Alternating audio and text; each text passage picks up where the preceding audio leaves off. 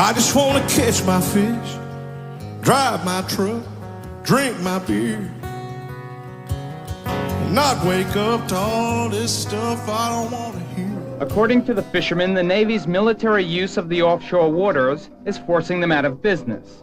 The richest fishing areas have been declared off limits, and waters once renowned for their schools of snappers, groupers, and shellfish now feature a harvest of a much different sort. Unexploded aerial bombs now litter a coral reef, smashed to grayness by years of continuous shelling.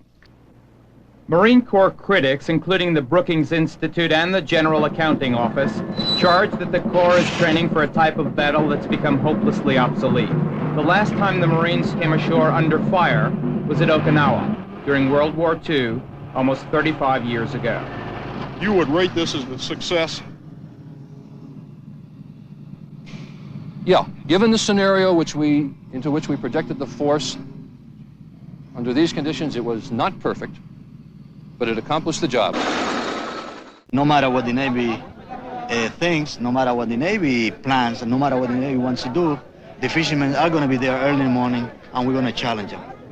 They want to deprive the people from this island to develop the island the way the island should be developed. I don't know if you know, this island has 33,000 acres of land, and the Navy holds 26,000 acres of it. 26,000 out of 33,000. Right, and we want the island.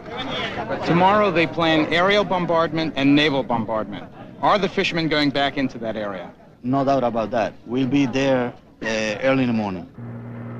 When dissident groups insist on landing on the beach and going up into the area where there is unexploded ordnance, where it can go off unpredictably at any time of the day or night, and I feel for their own safety, I must go in and get them out. Despite the fact that you may be arrested again? Despite the fact that I might be arrested. I mean, this is our right, and this is something that Carter has been talking so much about, the human rights. I think this is our rights, and we're going to go on it, and we're going to fish in that area, and we're going to stop the bombardment.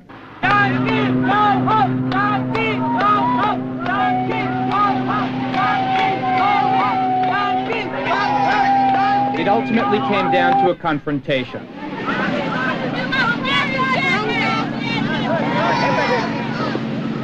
And you have to wonder about the effect these protests are having on the servicemen involved. Getting booed, jeered, and jostled by hostile civilians is definitely not an activity designed to boost morale. 24 fishermen were arrested, and the battle for Paradise Island continues. The government of Puerto Rico has sued the Navy in federal court. The lawsuit charges that the Navy wrongfully escalated its bombing and other practices, and that the constant shelling threatens the island's ecology as well as several endangered species. The Navy has denied all allegations of wrongdoing.